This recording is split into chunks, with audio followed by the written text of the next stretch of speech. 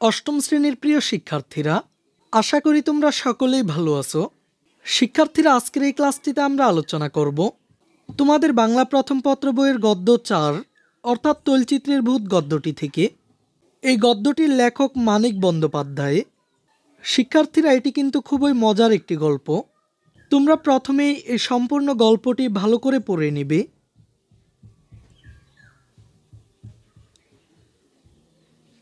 আর গল্পটির কঠিন শব্দগুলোর অর্থ এখানে দেওয়া হয়েছে।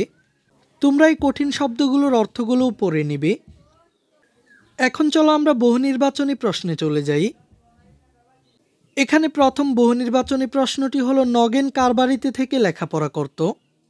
অপশনগুলো হলো মাসির, পিসির, মামার নাকি দাদার। এখানে 4টি অপশনের মধ্যে সঠিক অপশনটি হচ্ছে মামার। নগেন মামার বাড়িতে থেকে লেখাপড়া করত। এরপর দ্বিতীয় প্রশ্নটি হলো, নগেনের সাথে পরাশর ডাক্তারের প্রথম দেখা হয় কখন? 2 মাস আগে, 3 মাস আগে, 4 মাস আগে নাকি 5 মাস আগে। সঠিক অপশনটি হচ্ছে 2 মাস আগে। নগেনের সাথে পরাশর ডাক্তারের প্রথম দেখা হয় 2 মাস আগে। পরের প্রশ্নটি হলো, মৃত মামার ছবি নগেনকে ধাক্কা দিয়ে ফেলে দিল কেন?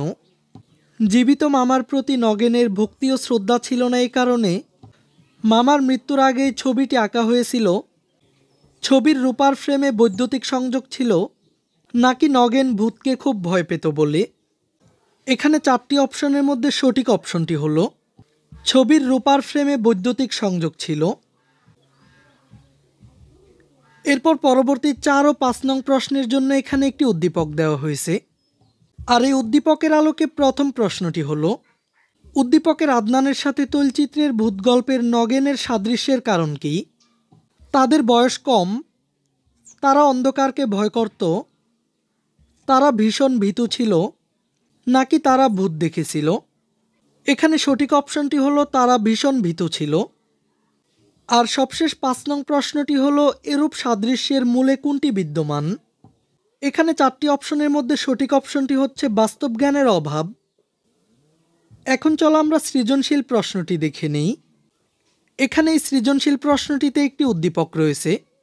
এখানে তোমাদের প্রথম কাজটি হচ্ছে এই উদ্দীপকটি পড়ে নেওয়া। আর আমি এখন তোমাদেরকে এই উদ্দীপকের আলোকে নিচের 4টি প্রশ্নের সমাধান দেখিয়ে দিব। তো চলো আমরা এই প্রশ্নগুলোর সমাধান দেখে নিই। এখানে প্রথম প্রশ্নটি হলো, তৈলচিত্রের ভূত কোন জাতীয় রচনা? উত্তরটি হলো তৈলচিত্রের ভূত কিশোর উপযোগী একটি ছোট গল্প।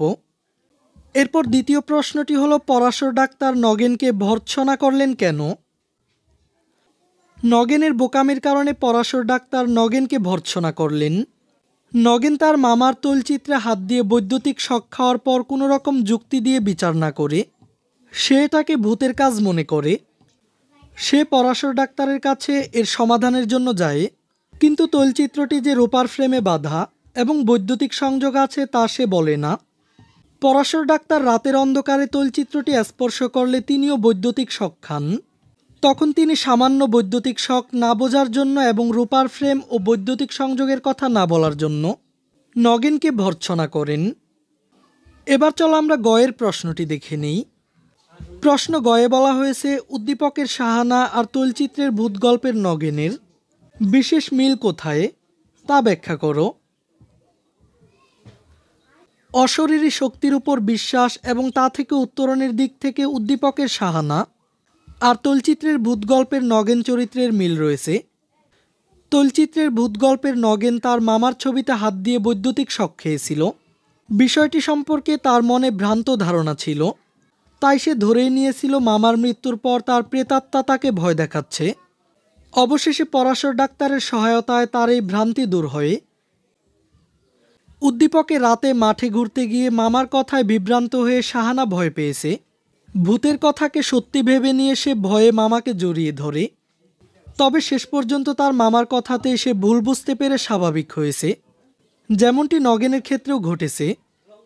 এদিক থেকে উদ্দীপকের সাহানা ও তৈলচিত্রের ভূত গল্পের নগেনের মধ্যে বিশেষ মিল লক্ষ্য করা যায়।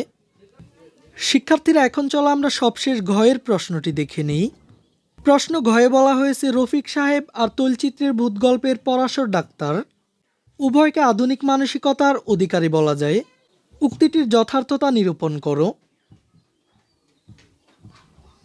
বিজ্ঞানমনস্ক চিন্তা চেতনার দিক থেকে উদ্দীপকের রফিক সাহেব এবং তৈলচিত্রের ভূত গল্পের পরাশর ডাক্তারকে আধুনিক মানসিকতার মানুষ বলা যায়।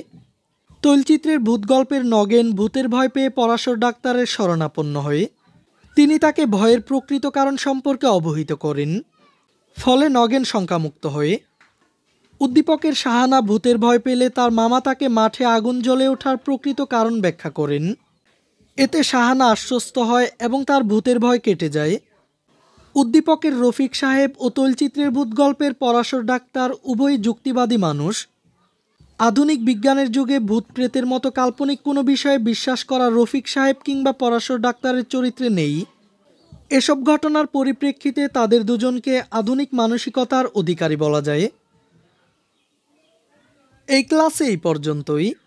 পরবর্তী ক্লাসে আমরা এবারের সংগ্রাম, স্বাধীনতার সংগ্রাম এই গদ্যটি নিয়ে আলোচনা করব। তাই পরবর্তী ক্লাসগুলো পাওয়ার জন্য চ্যানেলটিকে এখনই সাবস্ক্রাইব করে রাখো।